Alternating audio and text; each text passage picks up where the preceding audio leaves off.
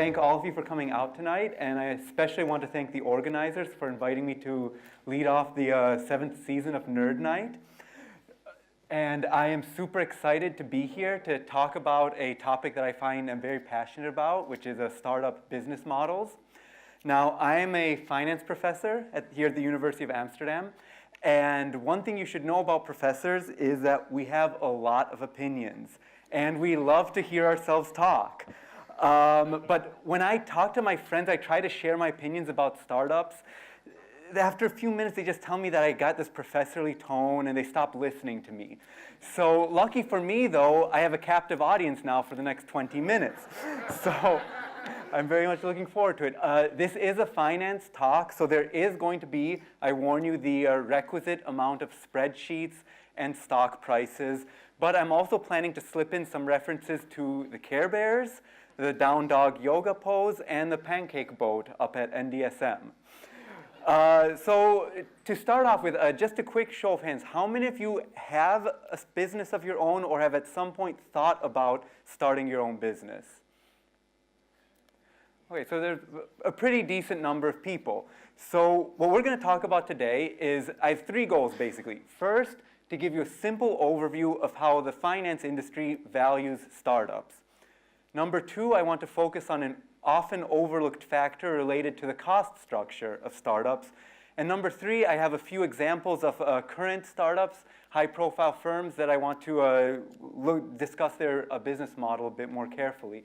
And I'm hoping to convey some practical information that for those of you who have a business or have thought about starting one yourselves will find helpful. So the most natural place to start a finance talk is, of course, unicorns. When people talk about unicorns, they used to mean something like this. If you're wondering what are these images, I'm a child of the 80s, and that decade gave us some great TV shows like She-Ra, Princess of Power, and the Care Bears. Ding. Nowadays, though, when people talk about unicorns, they often mean something like this. A young startup company worth more than $1 billion. You probably recognize some of these. We have Airbnb, Dropbox, Spotify, among others. And I even managed to find some footage of unicorns in their natural habitat. This is actually what Twitter looks like in the wild. Now you might be wondering, how much is $1 billion? It sounds big, but how much is it? Well, with $1 billion, you could approximately buy 750 canal houses in Amsterdam. So basically, you could buy up the entire Herrengracht, and maybe a little bit more than that. So in other words, to me, that seems like a lot of money. One reason I think unicorn is an appropriate term is because often you can't tell what's real and what's fantasy when we talk about the value of some of these firms. Let me give you a couple examples. This is Snapchat, or nowadays called Snap Inc. How many of you know what Snapchat is? Okay, everyone, this is a younger audience, so everybody, for those of us who are a little bit older, we only know Snapchat through maybe hearing about it from our kids. But as you all know, this is a messaging client that deletes messages by default. Now, a couple years ago, the Wall Street Journal described Snapchat as a 2-year-old company with no sales and no business model. Yet this year, they were the highest profile IPO. That means that's when companies sell their stock on stock exchanges for the first time, with a value of $28 billion. Now, their stock price has fallen a bit since then, but the point here is, for those of you who have a business, a few years back, you might have had more sales than Snapchat, and now they're worth $28 billion, which is like all the canal houses in the Netherlands. So here's another example. Tesla, the electric car manufacturer. This company, just this year, became the most valuable car maker in the US, more valuable than General Motors, which has been around for 100 years. Yet, they've had positive profits in only 2 out of 35 3-month reporting quarters. And last year, they sold 76,000 cars compared to 10 million for GM. Yet they are considered more valuable. One reason people get concerned when they hear about these wild numbers is because finance has a tendency to sometimes get things wrong. Let me give you a few examples of this. So here we have Juicero. This is a company that makes a high-end juice machine, and they put together juice packets of fresh and locally sourced fruits and vegetables. This is the inside of one of these machines. A famous hardware reviewer said it was the most complicated piece of machinery they ever looked into. A few months ago, this company was on track to raise $100 million. Last month, they failed. And the reason they failed, I kid you not, a Bloomberg reporter realized you can just squeeze the juice out with your hands. But my favorite part is it works faster than the juice machine. So this is often cited as an example of Silicon Valley giving us solutions to problems we don't have. But here's one that's a bit more pernicious, Theranos. So this is a company that said that it had a technology where they could do a lot of blood tests just using a pinprick of blood. And this was thought potentially to revolutionize medicine because many people don't get important blood tests because they're scared of drawing large amounts of blood. So this company had a large value, and their CEO was labeled the next Steve Jobs. She even had the black turtleneck down. This company now seems to have been a complete fraud. It seems that their technology was never workable. It was revealed that they were doing blood tests with competitors' machinery, and now all their labs have been shut down. Patients are suing them because they got faulty advice. They're under investigation by the government. It's a big mess. So to emphasize what's at stake with the finance industry properly valuing startups, when finance works properly, funds go to the entrepreneurs who have the best ideas. There isn't simply enough money to fund every startup, so we want the funds to go to the startups that have the best ideas for society. In that way, society has more innovation and savers get a higher return. On the other hand, when financial markets don't work, we get a bunch of houses that nobody wants to live in. On top of that, countries around the EU are racing to start pitching a lot of the future of their economies on startups. France wants to become a country of startups. The Dutch government is investing funds and creating startup visas. And a lot of students nowadays, some of the best students are choosing to go into STEM fields like statistics, engineering, math, and going into work for startups instead of law, humanities, or fields like that. So it's important that the economy and the markets are able to identify which startups are the most promising. So how do you do that? Well, here's a few key points. First of all, the value of startups is based on investors' expectations about future profits. So that's why companies that are losing a lot of money today can have high values, because people think they'll be profitable in the future. Also, what investors tend to look for is signs that you're getting strong user growth and, of course, that you have a cool story. This gives people faith that you will be profitable down the road. But I also need to caution that 90% of all startups fail. And valuation in this sense is more of an art than a science. And even the best financial experts are wrong most of the time when it comes to judging startups. So this is a part of the talk where I tell you I'm going to unveil a model that's going to correctly identify all the future startups in the future.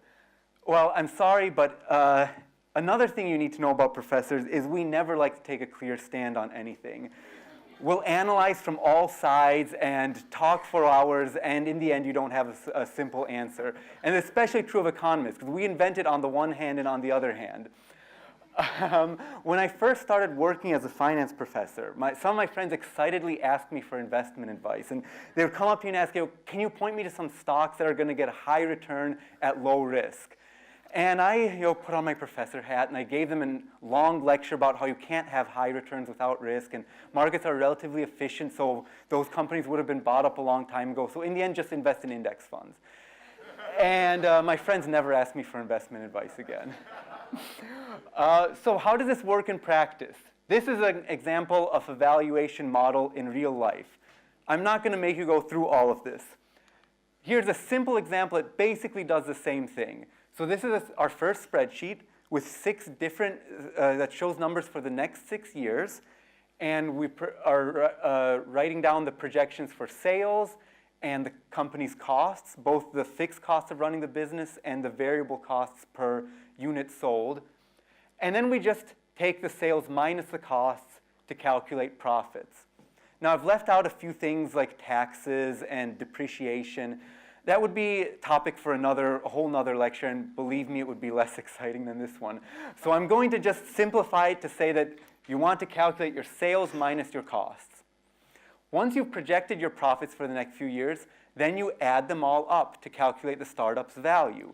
So you basically add up these numbers. Now we still have to do something called discounting to reflect the fact that €1 6 years from now is worth less than €1 today, for example, because of inflation. We can talk about that later if you want, but for right now it's a kind of complicated subject, so I'm going to wave my magic wand. I'm going to discount this example at 5%, and I get a value of 276 for the next 6 years, plus any profits that the company is going to earn afterward. That's the basics of valuation. Now you might be wondering, how do companies survive those first few years of negative profits? Well, typically an entrepreneur will start with a cash buffer, either raised from investors or from their own savings. So now I've added this extra column where in year 0 you have cash of 300. So at the end of the first year you've suffered some losses, but you still have cash left over. After the second year you still have 55. But now we've got a problem because you're expecting to lose 145 next year and you only have 55 to cover it. So what do? Here you would have a second financing round where you go back to investors and ask for more cash. In this example, you raise 200 cash and it allows the company to survive until they become profitable. And here is where it's really important to show strong user growth to be able to convince investors that your company is worth financing going forward. Another question might be, how do we project these sales and costs? So you could just try to write down your predictions for the future.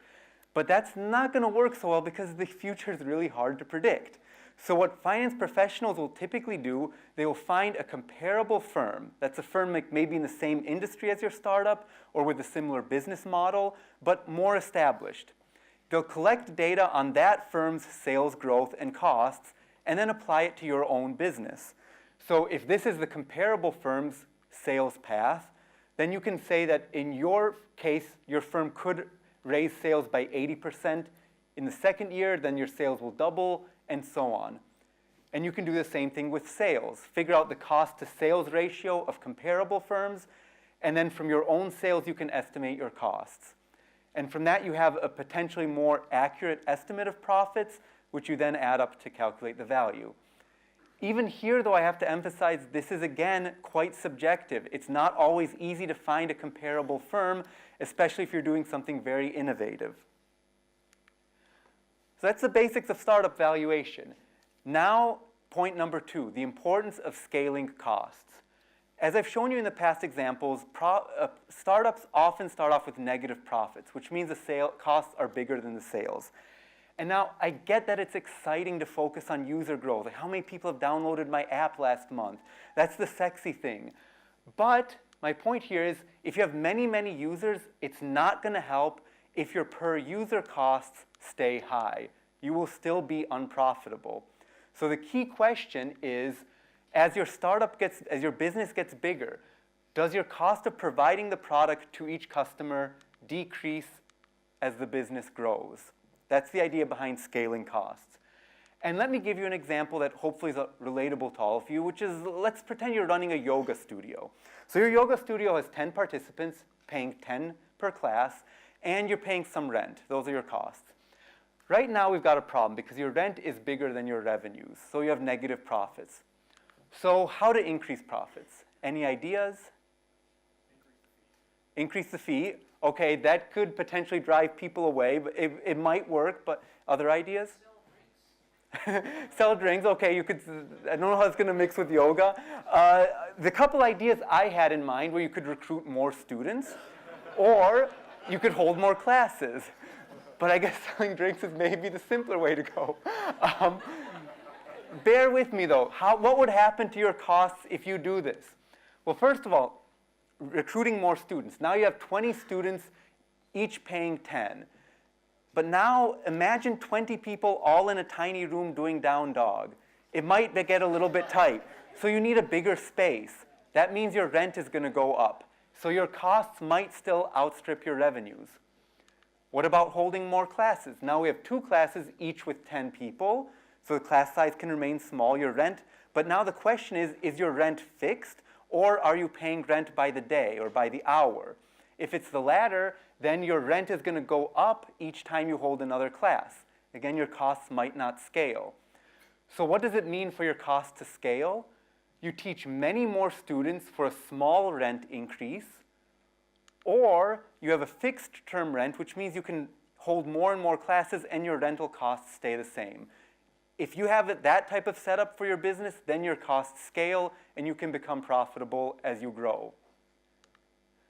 Okay, finally, I want to go over a few examples of some companies that are relatively high-profile startups and discuss their business models and whether their costs would seem to scale.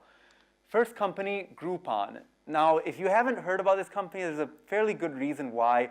They used to sell coupons for local business attractions.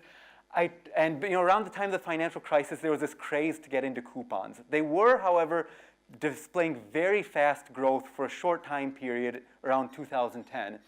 I tried to use them once to get a €5 discount off the Pancake boat at NDSM, but that was my only experience with Groupon. Their main cost was hiring local sales representatives to connect with local businesses and arrange these discounts. The problem for Groupon was, as they expand to more cities over time, they need to hire more sales representatives in each city. In other words, their costs did not scale. And what Groupon ended up doing was kind of changing their business model, and they lost a lot of value, and they're still around, but they're not that high profile. Okay, a company you probably all know of, Spotify, allows you to stream music online. Spotify's main cost is that they pay royalties to artists and record labels. And the issue for Spotify is that they pay royalties per song. That means every time somebody listens to a song, the more people use Spotify, the more costs Spotify has to pay in terms of licensing fees. This is also a problem because those costs right now are not scaling. The more growth they get, the more fees they have to pay. And that's why many analysts are uncertain whether Spotify will ever be profitable. In order for them to succeed, what they're going to have to do is become sufficiently large in terms of user numbers that they can go to the record labels and renegotiate those fees downward. If they can do that, then they'll survive. If not, it's going to be tough for Spotify.